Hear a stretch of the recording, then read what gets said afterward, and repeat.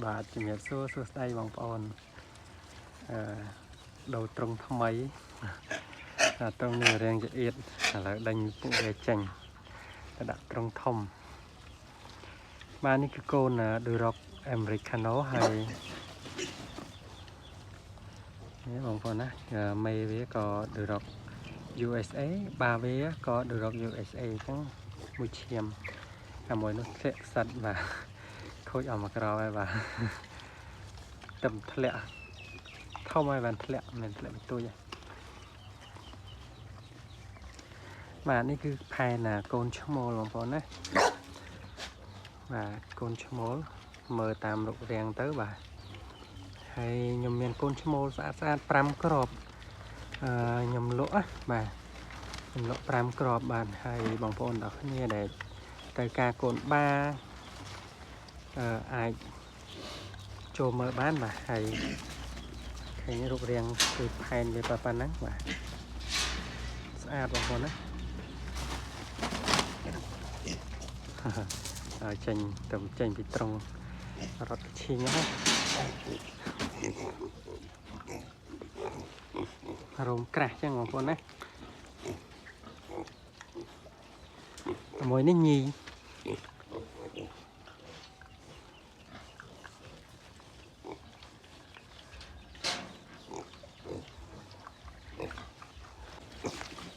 បាទចឹងសម្រាប់បងប្អូនដែលចង់ពិនិត្យមើល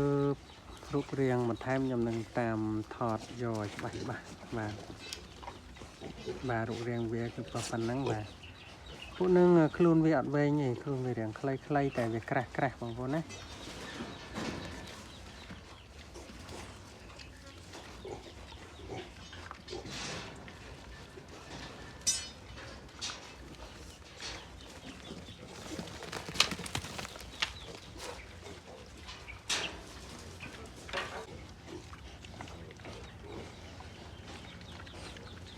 ស្អាតណាស់បងប្អូនណា